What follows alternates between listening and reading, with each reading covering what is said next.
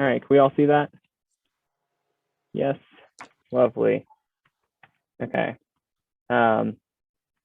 Cool, so thanks again for joining. My name is Ryan Dyer. For those who arrived a little bit later, I'm an assistant planner here at the city. I've been here relatively new to the city. I've been here since November of last year.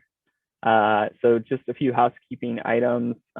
We do have the Q&A, or we should have the Q&A feature enabled.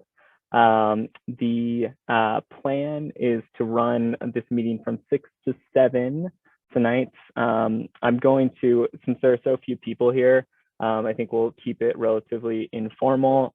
So I'll be stopping sort of regularly to check in to see if people have questions. If you could use the raise your hand feature, that would be awesome. And if you're not familiar with what that is, you should have at the bottom of your screen a little panel like this. One of the options there should be to raise your hand. And for those who have been using Zoom all of the time the last few years, and this is just repetition that you don't need, apologies. So, and again, this is going to be recorded and posted to YouTube on the city's webpage. Cool. So we have a few learning objectives for this webinar tonight. One is to sort of just, we're hoping that you walk away understanding a little bit better what planning is. We're going to talk about a few key concepts in planning, especially focusing on Oregon's planning program. And then we're also hoping that you walk away with a better understanding of how to get involved with planning in Milwaukee if you so choose. So starting with the big question, what is land use planning? What is also referred to as city planning? In a basic sense, land use planning refers to the processes, the programs, and the regulations that control what and how development occurs in Milwaukee. Whereas architects might focus on single buildings or a collection of buildings, the role of planning is to work with residents and elected officials to guide layout for sort of an entire community and even entire regions. Planners take a broad view to understand how all the pieces of community fit together. So think parks and roads, commercial uses, residential uses, employment centers, educational institutions, how all those pieces fit together. Good planning, we believe, is planning that engages the public to establish a vision for the future and then continues to work with that public to make the changes necessary in their community to realize that imagined future. So typically when we talk about planning, we place sort of planning activities into two broad categories. So long range planning being one is essentially a process of analyzing current conditions, identifying community needs and wants, and then developing strategies that will help get the community to the place it's trying to go. The second category that we typically talk about is current planning. So this is the application of existing regulations to new development proposals. So in other words, if long-range planning is meant to identify the community that we want, one way to conceive of current planning efforts is that it's the process of sort of enacting that vision. We're going to talk about long-range planning to begin with. To start with, it's important to recognize that the city of Milwaukee plans within this larger legal framework. So the key takeaway here is that much of what Milwaukee does in the planning realm is influenced by a series of state legislation and regional laws adopted by our regional government metro. Oregon is somewhat unique in this way. In a lot of the country, a lot of deference is given to local governments, whereas in Oregon, there's a greater emphasis on coordinating planning activities, both regionally and statewide. That system of statewide coordination has its origins in the 1960s and 70s. During this period, much like now, the state was rapidly growing. It became clear that land speculation and sprawling development patterns threatened especially farm and forest lands and endangered the environment. So under then Governor Tom McCall, a coalition of state legislators and farmers and environmentalists came together to establish the land use planning framework that we've inherited today. The program has certainly evolved since that time, but the core of it remains intact.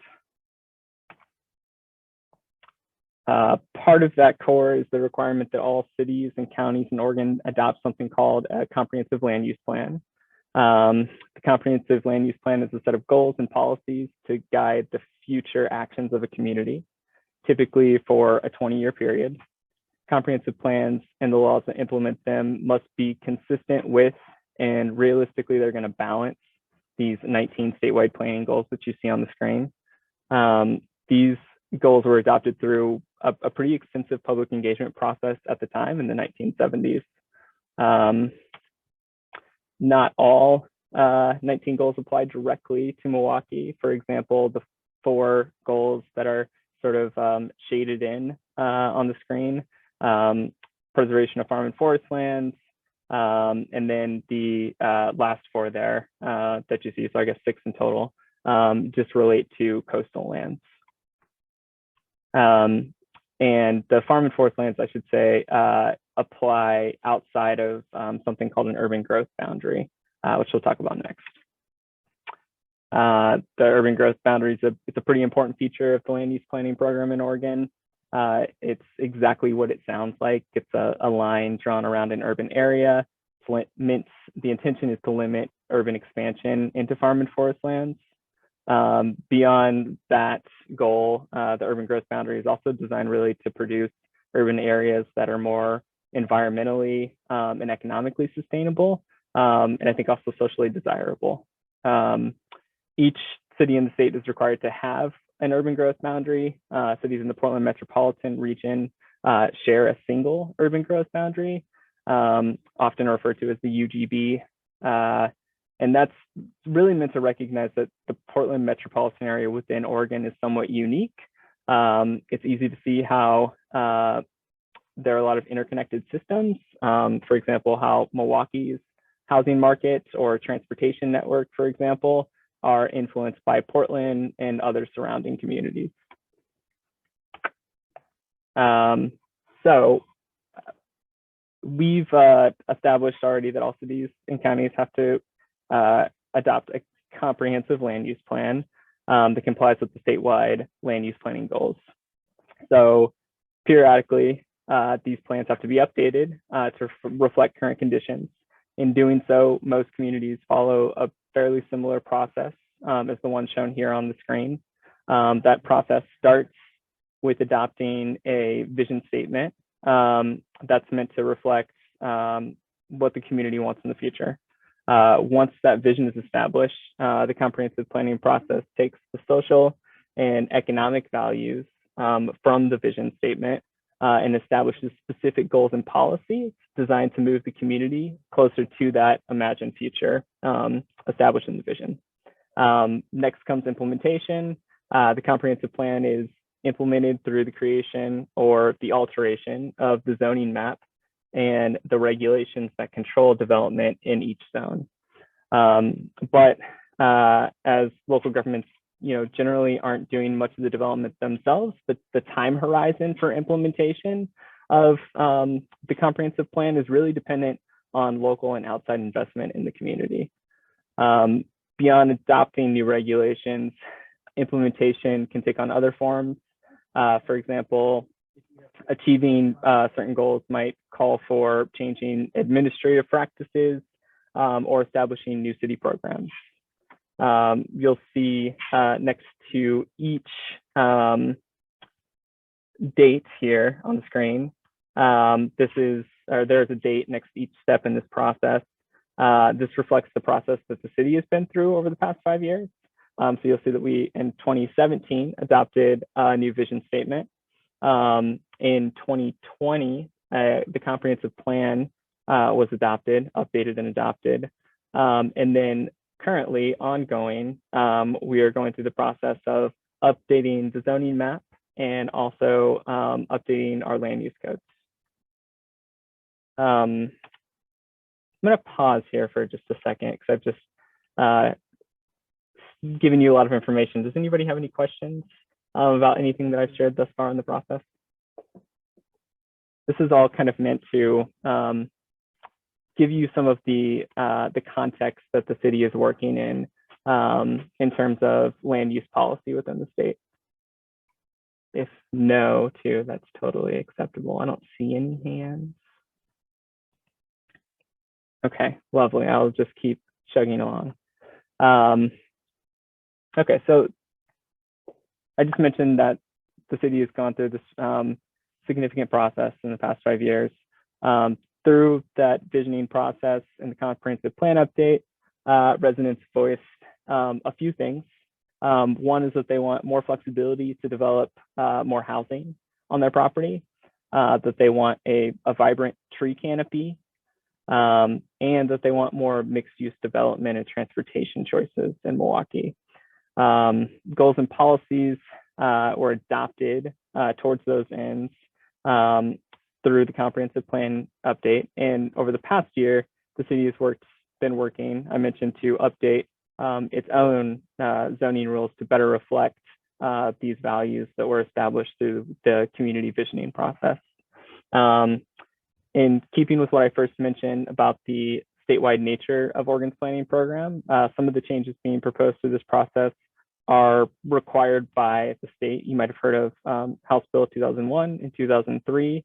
Those are related to something called middle housing, and a lot of the changes that the city is currently undertaking are both an outcome really of what was expressed in the visioning process and through the comprehensive plan update, but also some of those are being required by the state legislation that really is trying to address the housing crisis in the Portland metropolitan area and also across the state. So it's worth pausing for a second. You might or might not be familiar with zoning. For those of you who are less familiar, zoning is the process of essentially dividing land into areas, each of which, these are zones, each of which has its own set of rules that govern both how the property can be used and how it can be developed. This collection of rules is referred to as the zoning code. Together, the map and the zoning code regulate where different development types can occur in the city and how that development occurs. It also dictates how the property can be used. Like any public policy tool, zoning can be used towards both positive and negative ends. So it's just worth pausing that the history of zoning and mentioning that the history of zoning in the United States has not always been good. There's been academic literature recently basically showing how zoning, both intentionally and unintentionally, has been used to segregate communities. And so to some extent, a lot of the work that's currently going on at the state level and also in Milwaukee is trying to address a lot of those harms that zoning codes have, again, both intentionally and unintentionally created. So while comprehensive planning and visioning is one aspect of long-range planning, it's not the only aspect of long-range planning. The city, in order to make effective decisions, the city has to have reliable data. In recent years, the city has adopted some other long-range plans that were essentially data gathering efforts and also strategies. So you'll see on the screen, I just wanted to point out a few of those efforts include our housing affordability strategy, which was adopted in 2018. And that's something that planning was involved with. It's also something that our economic development team, our community development team here at the city was responsible for. In addition to that, we had our North Milwaukee Innovation Area Plan, which is another sort of joint venture between economic development and planning in the city. It specifically was looking at ways that we could make our North Milwaukee industrial area along McLaughlin Boulevard more competitive place for businesses to locate. And then in addition to that, we have our, I just wanted to point out that we have an upcoming transportation systems plan update, which will be commencing in later this year and is roughly a 2-year process. So if it's for all of these, it's worth pointing out that there's significant community engagement opportunities. So if it's something that you're interested in, the TSP, the Transportation System Plan update, will be coming up. All right.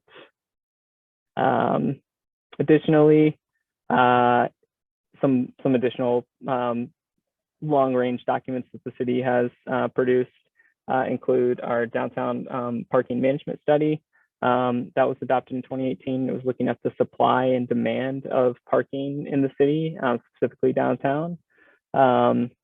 We also, sometimes these projects are more focused on specific issues or specific places.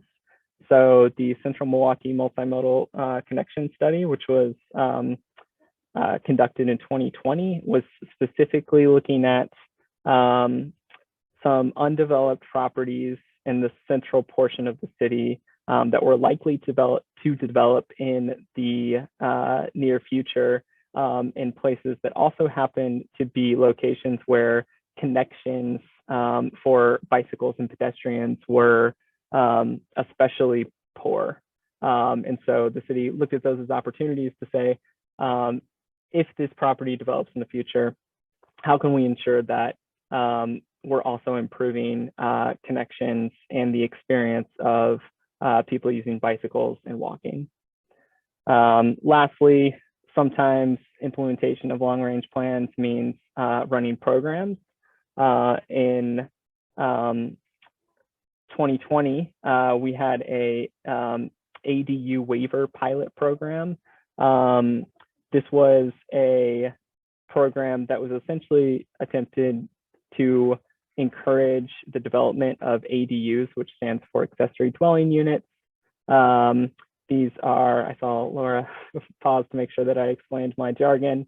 These are, other people have referred to them as granny flats. They're essentially second housing units on your property that somebody could live in. So they have everything a normal house would have, including living area, someplace to sleep, bathroom, and a kitchen. So in 2020, we ran a program to try to encourage those by waiving something called systems development charges, which are charges that the city, if anybody's ever developed their property, charges that the city imposes on new development to try to capture the impact that new development will have on city services. And so one way to incentivize that was to waive these system development charges. So that happened in 2020. Okay, this was long-range planning. We've covered a lot, statewide planning goals. We talked about the urban growth boundary and the role that that plays in the state. We talked about visioning in the comprehensive planning process. We talked about how the goals and policies that are established through those processes are then turned into or implemented through updates to our zoning maps and our zoning codes. And then we also talked about some of the other long-range planning projects, including other plans, studies, and also programs that the city has implemented. So I'm going to pause again here before we jump into current planning. If anybody has, yes, we've got a question from Debbie. I'm just curious about how that pilot program for ADUs went. I think so. I wasn't here at the time. I think it went really well, though. I think there was only a handful. Yeah, Laura. Yeah, I think it started, I think that we had limited the number that we were going to allow in through the program. And I think it was 10 or 15, and we got those in pretty fast. So the idea of accessory dwelling units are really starting to take off in Milwaukee and across the whole region because, of course, they're limited in size. And so currently they can only be 800 square feet. So it provides a less expensive place for some folks to rent than it would cost to rent a different kind of place. So yeah, they do seem to be growing in popularity. Yeah. I'm not surprised.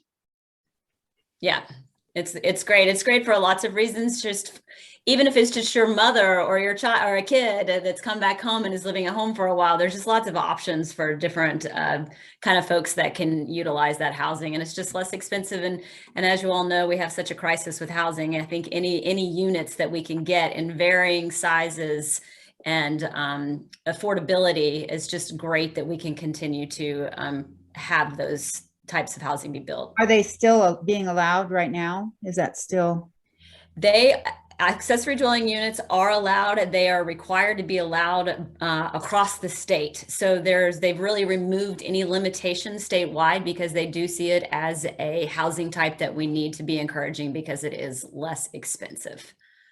And it will, just referencing the question earlier about the upcoming changes, they will be easier to build in the future, in the sense that currently they require land use approval. You have to go through a land use process, which we'll talk about here in a moment. But one of the requirements of the House bill in 2019 was that cities essentially are no longer able to require land use approval for those housing types.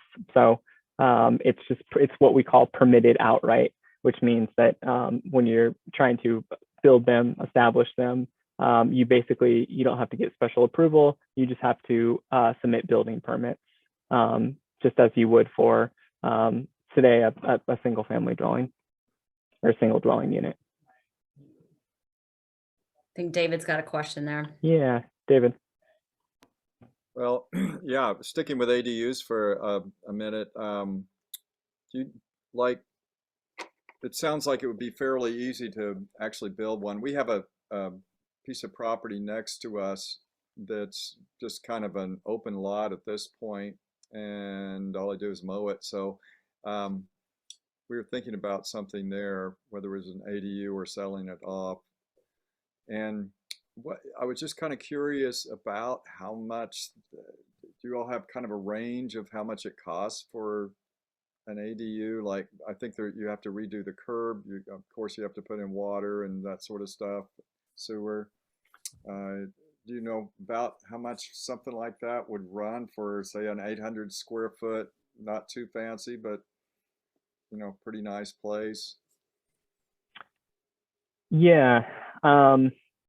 I would encourage you to reach out to the city with specific questions about the property, and we could talk in more depth. But generally speaking, and I know that system development charges for an ADU, I believe, are currently just under 11,000. In addition to that, there are permitting fees. I think that the SDCs is typically the largest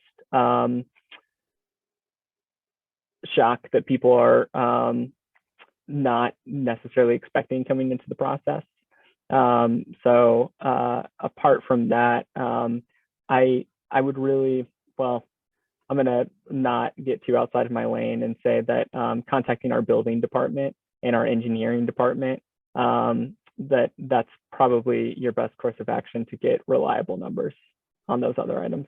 Okay. But I do know, I did recently look at the SDCs for an ADU today, so I do know that one. Would you tell me what STC means again?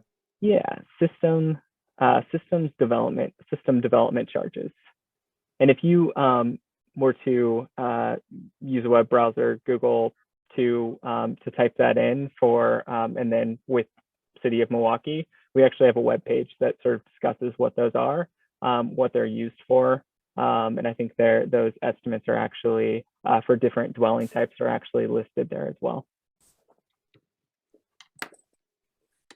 Well, I have a feeling that a lot of the answers will come with your presentation too, so I'll leave it at that for now. Thank you.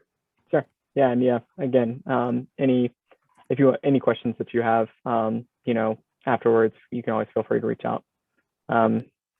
Yes, we've got Katharina also has, and Katharina, I hope I'm pronouncing your name right. Yes, Katarina.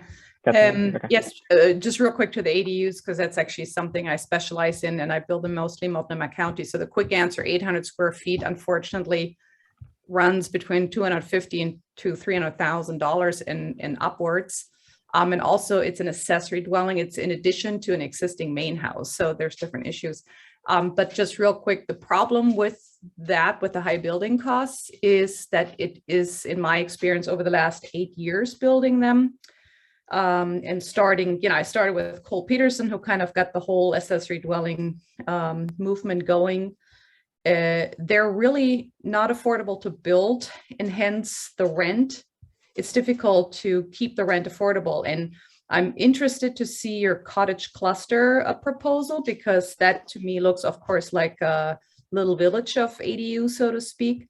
And in my mind, I'm thinking, is it an efficient land use? So I'm curious to see, as you have more studies kind of in the future, if building that small is really the way to go, I guess, to make it affordable. Yeah, and we're in the process. The cottage clusters are part of the code work that we're doing right now. So we're in the process of that. So we will be, hopefully the code related to cottage clusters will be adopted. Well, it has to be adopted by June of this year. So we do expect to see some cottage clusters get built in the city. So we're really interested to see what will get built. And cottage clusters, for those of you who don't know, are you can build houses that can have no larger than a 900 square foot footprint. They can go up, so they can be 1,400 square feet, but that means in 2 stories, and they have to be clustered around open space and green. So it kind of, all of the units turn inward to more open space. So there's shared open space, and then parking can kind of be out on the edges of cottage clusters. And so that is one of what's referred to as the missing middle housing types that we're really trying, they'll statewide, that we're trying to promote through all of these changes to the code. And I think I'm really hopeful. We've allowed cottage clusters in the city of Milwaukee for quite some time, but our code was so complicated that no one built them. So we've gone in and taken a deeper look at our code to reorganize it in hopes that we will get some of that development in the city.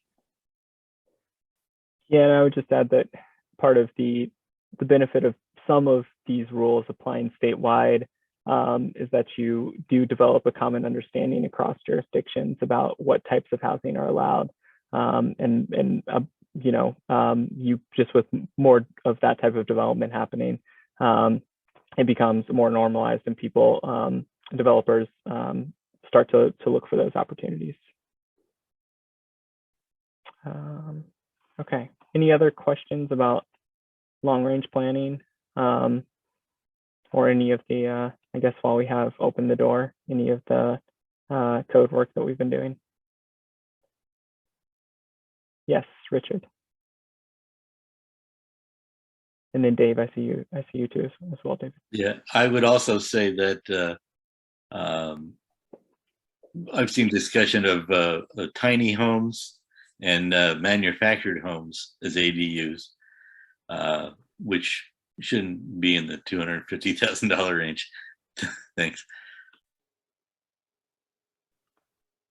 Are you going to talk about the cottage clusters later in your presentation tonight, or is that something to look up on your website?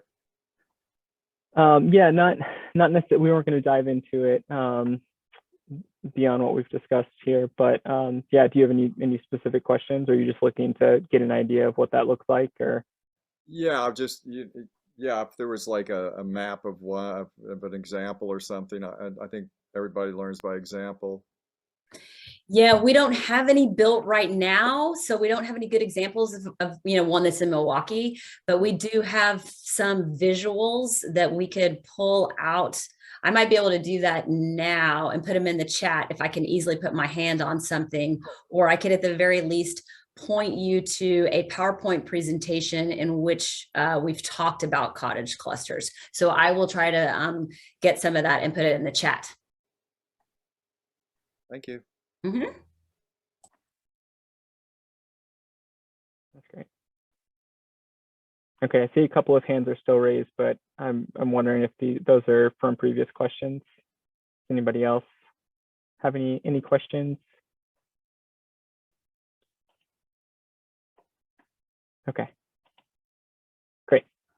All right, then we will move on to the second type of planning that we typically categorize planning activities in, which is current planning.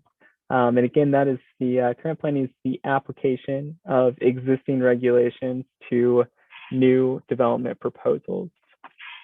Okay. So through the current planning process, the city ensures that the use being proposed is consistent with what the zoning code allows, that the physical structure being proposed is consistent with what the development and design standards in the zoning code permits, that appropriate city services are being provided for, and that impacts to surrounding properties are mitigated to a reasonable extent. To make this more concrete, we're going to look at an example here. So let's say somebody wanted to build a triplex, which under the proposed zoning code updates would be allowed on a lot of properties that it currently is not. So their first step might be to acquire land and divide it.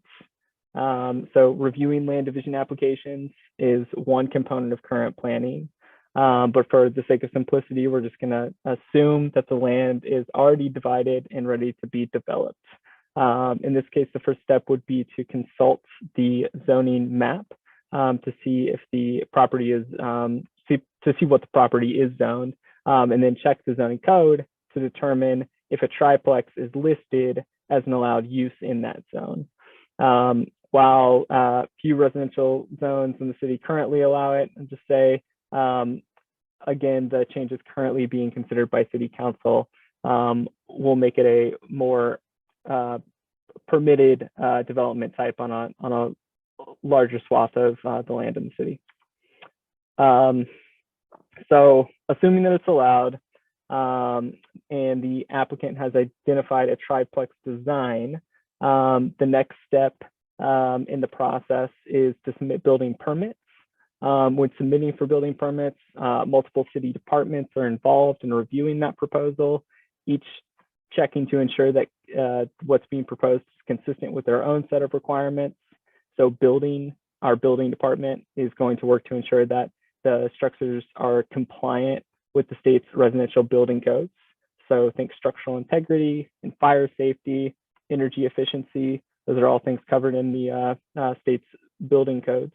Those don't vary really at all across the state. They're consistent. Engineering is going to work to ensure that all city utilities, including wastewater collection, drinking water, streets, stormwater, infrastructure, all those requirements are met. And then planning is going to work to ensure that the proposal complies with, again, the allowed uses in that zone, along with design and development standards. So design standards deal with how the built environment looks, how it feels, and how it functions within the broader context of the community. Planners have long understood that design isn't simply about aesthetics, but that in people's environment also often informs how we experience a place and can also influence behavior. So Milwaukee's code seeks to create visual appeal that isn't too prescriptive. So some elements are required, such as including windows on the fronts of structures, the front-facing facade, as we refer to it. We call this our eyes on the street standard. Others are included as a menu of options. Typically, the applicant has to pick a set of those requirements to comply with. So those include things like dormers or recessed entryways, eaves on the roof, window trim, for example. So that's typically part of the menu of options that folks can choose from. So those are design standards. Development standards also have an aesthetic quality, but address how the structure relates to the lot and also to surrounding properties. For example, Milwaukee's development standards regulate how much of the property is vegetated, how far set back the structure is from property lines, how tall the structure is, and collectively, these requirements have clear technical implications, like how much stormwater is absorbed on the property, but also affect qualities that are a little bit harder to quantify or define, such as a sense of place. Any questions about development or design standards?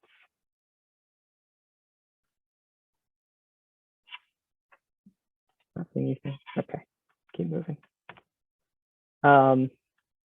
So the land use process. I previously discussed that zoning codes govern how land can be used in the city. Some uses are permitted by right, like we discussed. Others require different levels of review. Some of you might be familiar with the Axle Tree building downtown, for example. That project had to be reviewed by the Design and Landmarks Committee, as well as the Planning Commission at a public hearing. The level of review, land use review required for any given project is really tied to the impact that proposal has on surrounding properties. So there are 5 different types of review, land use review, essentially trying to account for various levels of complexity and various levels of impact that proposals have on surrounding properties. So that review process is regulated by a combination of state, local, and regional laws. The process to review developments is really, as you scale up, it's going to dictate who gets notified about a development proposal. It's going to dictate who makes the decision, whether it's planning staff, whether it's Laura, or whether it's planning commission or city council. It's going to decide or determine how much discretion the decision maker has. For example, are we essentially just ensuring that all of the requirements are met, or is it really a situation in which the decision maker has some ability to request something of the developer? It also dictates whether a public hearing is required. And then finally, the type of review is going to determine how much time we have to issue a decision. One of the benefits of Oregon's statewide planning program is that we really do limit the amount of time that local governments have to make decisions on proposals. So it ensures that developers have some expectation, some sense of how long it will be before they can take action or not on their proposal. Okay, and then beyond a prescribed process for reviewing land use proposals, the zoning code also includes criteria and standards on which those land use decisions have to be made. Sometimes, again, those are subjective criteria. Other times they're more straightforward. The criteria for any land use decision and the applicant's evidence that they have to submit to show that they've met that criteria are written up in a staff report. This written review of evidence is referred to as the findings of fact. I should be, sorry. If appropriate, a land use decision might include conditions of approval or actions that the applicant must take for the approval to remain in effect. That's that issue of discretion that I was discussing.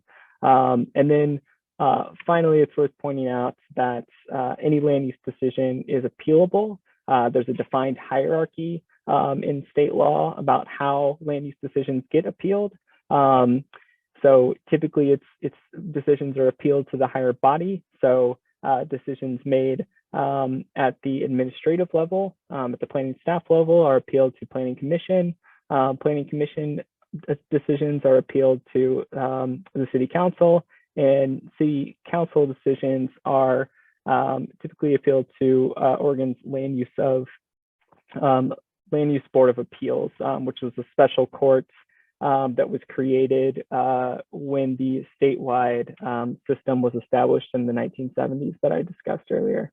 And they just review land use cases in the state. All right, so that was current planning. We covered a few things. So we discussed land use review versus other requirements that the city has, the building permitting process, engineering requirements, the state residential building code. We talked about design standards, and we talked about development standards. And does anybody have any questions about any of those things?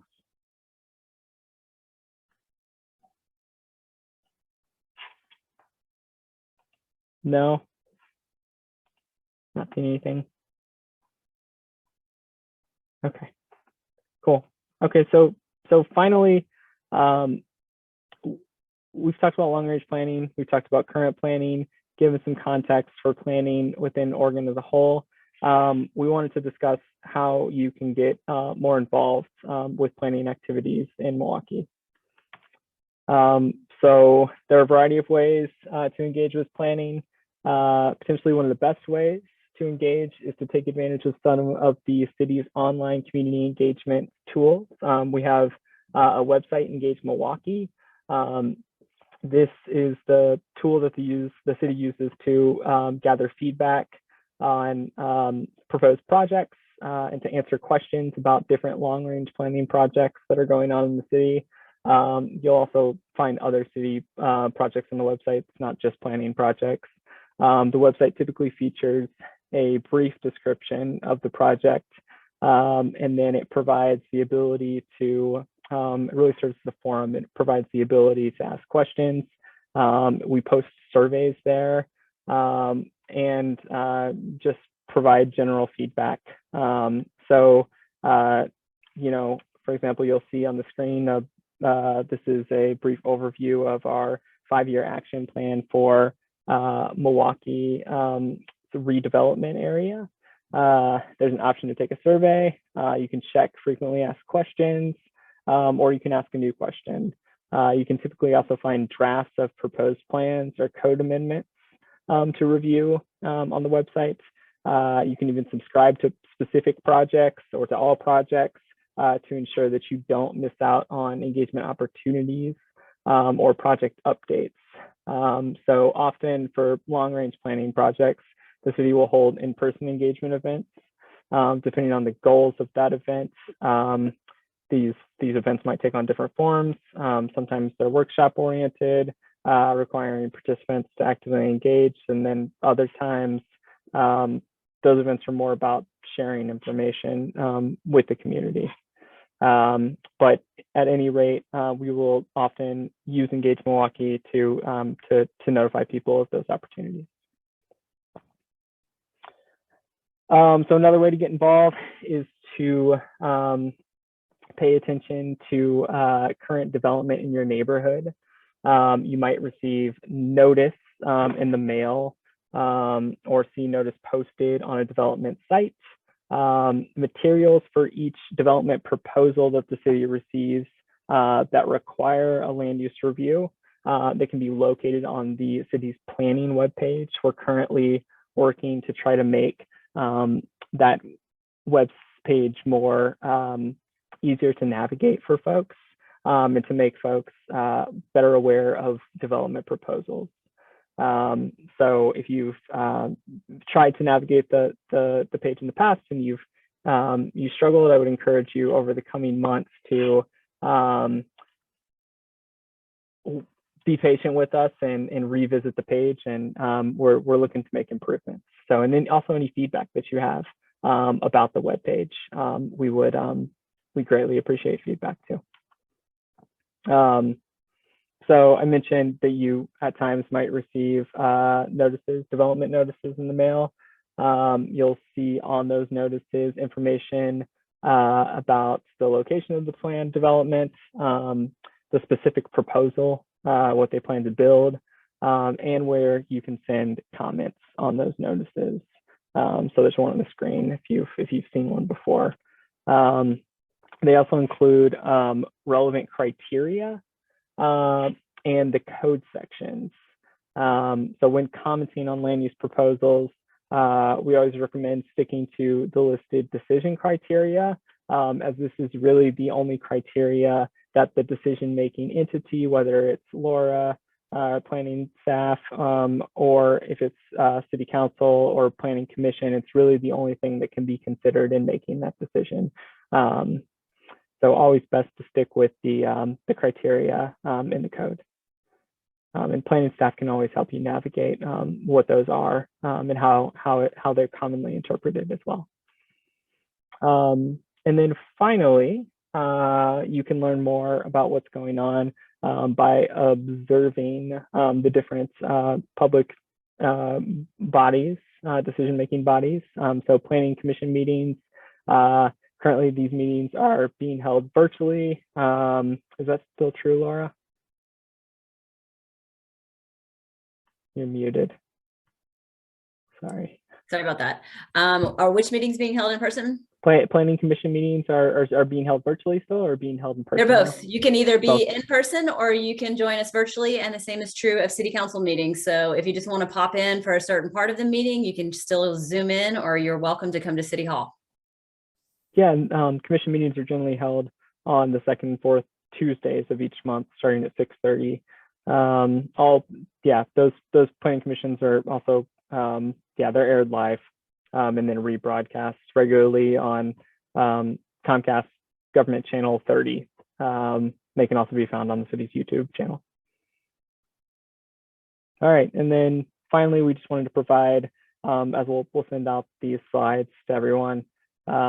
We wanted to provide a few resources that can be useful if you're trying to navigate planning in the city. So Engage Milwaukee, I mentioned, can be a great resource to find out about current long-range planning projects and other things that the city is doing. Also, the Milwaukee Municipal Code, which is the zoning code that I've been discussing. It can be especially Title 19. We have other a land division code and a sign code that we use as well. But a lot of the questions about development are governed by those provisions in Title 19. In addition to that, we have Milwaukee Zoning Map, which we discussed. There's an online interactive map.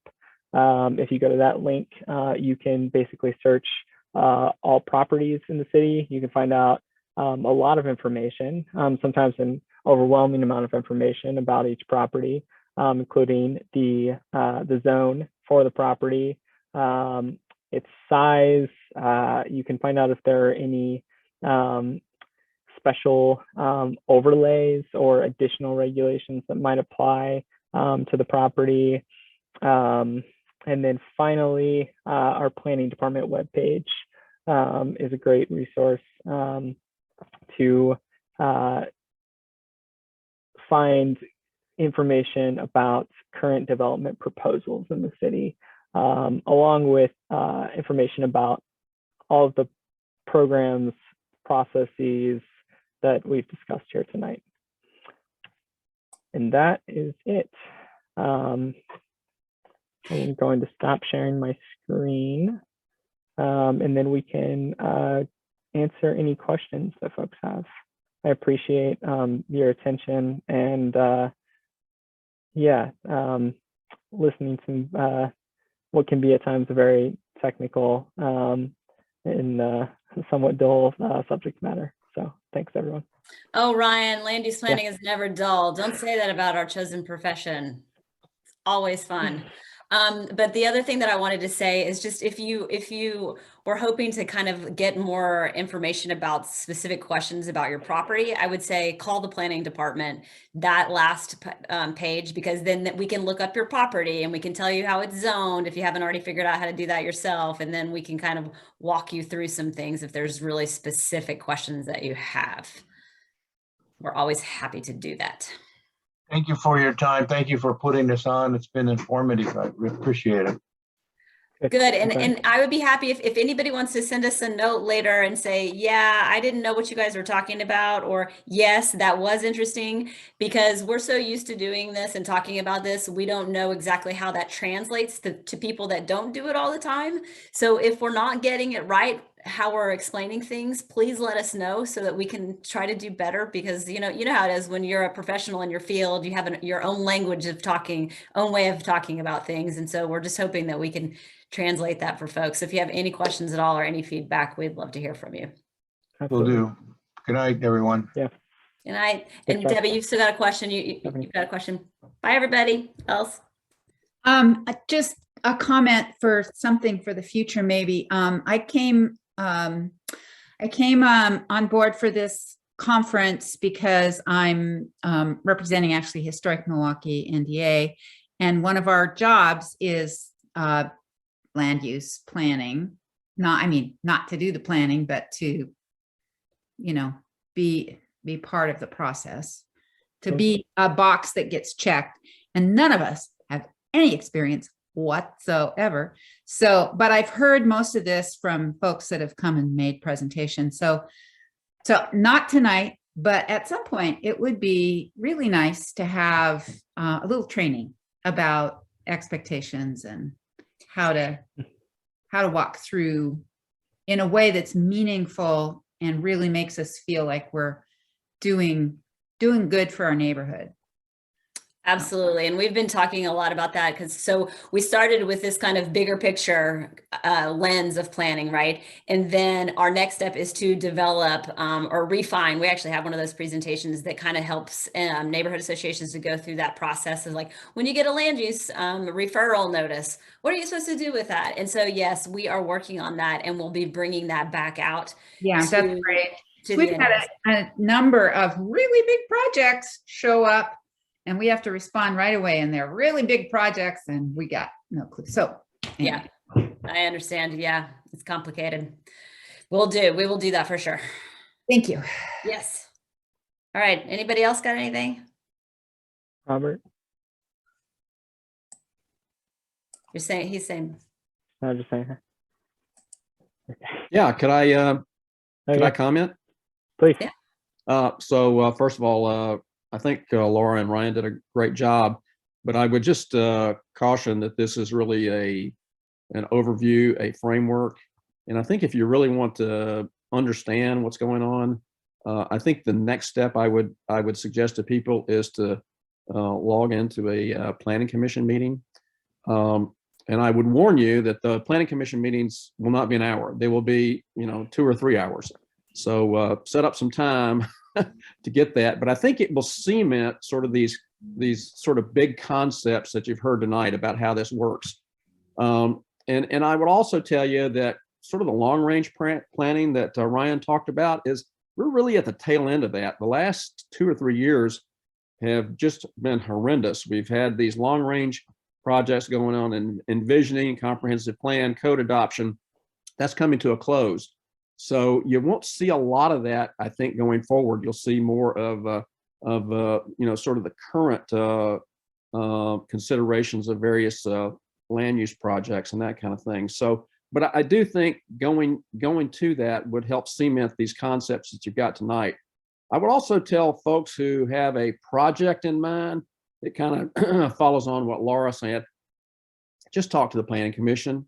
I mean, the planning staff, they will give you a lot of good advice. I mean, one of the more important things that they do is what's called the informal project, the informal interview, where they go through and they'll tell you, yeah, this is right, needs some work, we suggest you might want to do this, and that kind of thing. They're going to look at ways to get your project approved, and that kind of thing. Doesn't mean that it'll be improved. It may not be exactly what you want, but you're going to get good advice from them. And so contact them early and often, and I think you'll find them very responsive. The other thing that I will tell you, if you do get one of these projects going, the next step beyond the planning staff is the neighborhood association. Because if you got anything that might affect the neighborhood, you might want to take that opportunity to talk to the NDA during their meeting and say, here's my proposal. It's with the planning staff and that kind of thing, because people don't like surprises. And it kind of follows on what we heard from the historic NDA representative, is that they get these things at the last minute. They don't know what they are. And so if you get with the neighborhood association early, you know, they're sort of teed up about what's coming. And so there's a lot of, you know, there's fewer last minute questions and resistance and that kind of thing, which will help smooth the process. Thanks. Thanks, Robert. So Yeah, yeah, thanks for the David, if you're interested in doing a cottage cluster, come talk to us. We'll tell you all about it and we'll help you. Well, yeah, actually, I was wondering, Stephanie was there. She actually, she's like, well, I've got my house, which is 100 by 100 foot. Mm-hmm. And then the next property up from me up the hill, I'm on 32nd, is a kind of an odd 100 by 100, but it actually extends back a ways into the neighbor's. I don't know how it ended up that way, but it's not like a rectangle. And then Stephanie's after that, and I think hers is, I don't know what size hers is, but she was interested in purchasing the one that's next to me and possibly putting in like 3 or 4 places. So her husband is a concrete person and she's a realtor.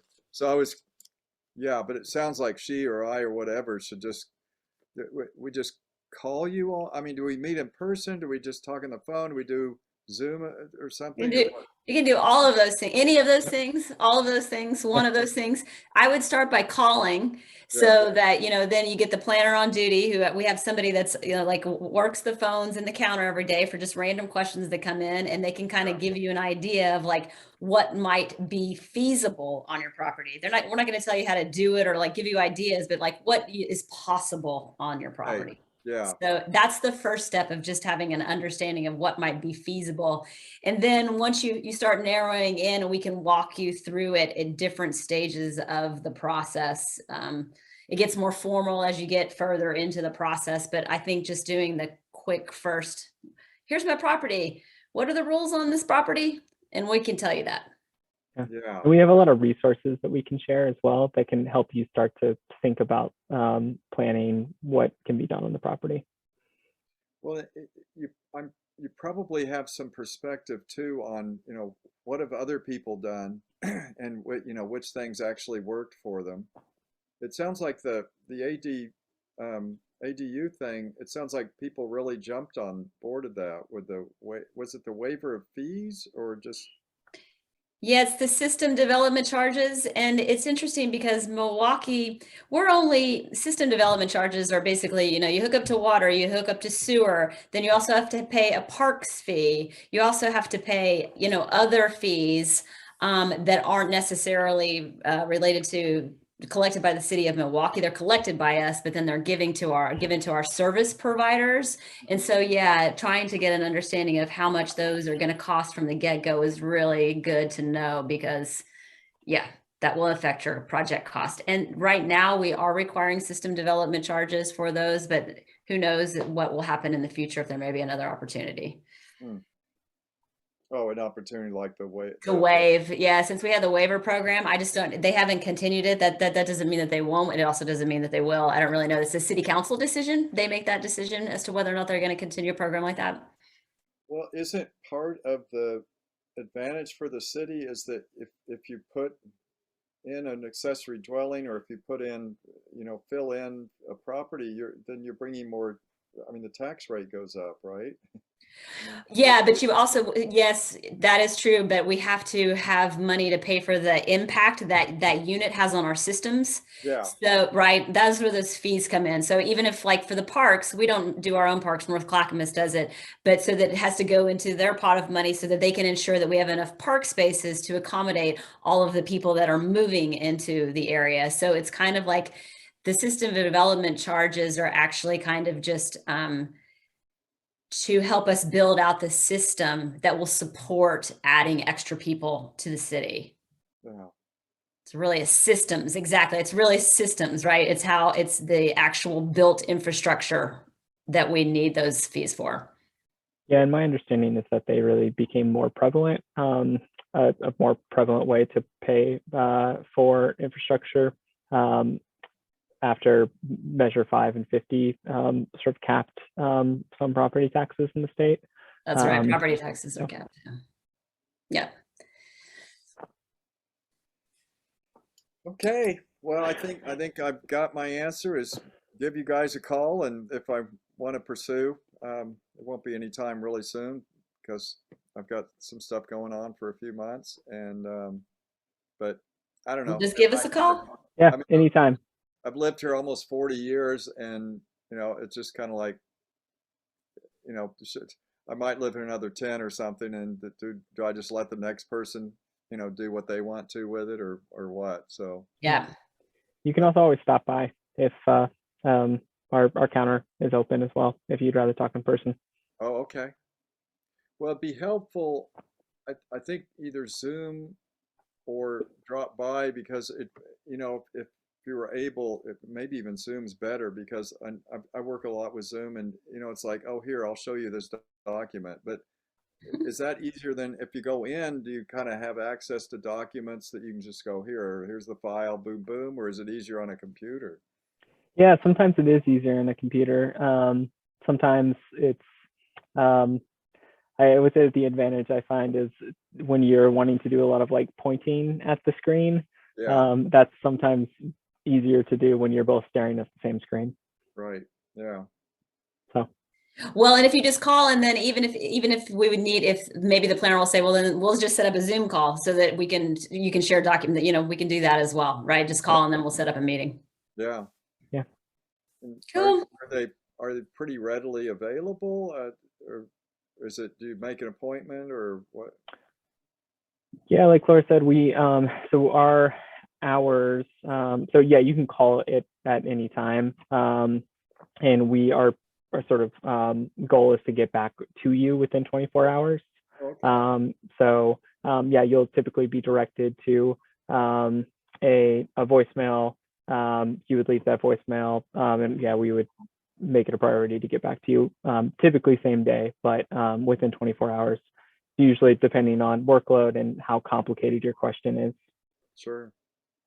Well, that sounds great. Well, this has been really interesting, and thank you for your time and answering my questions. Thank you Happy for being to do here it. tonight. We appreciate it. Yeah. Okay. Okay, bye. Thank you. Bye. Bye. Thanks, Robert. Yeah, thanks, Robert.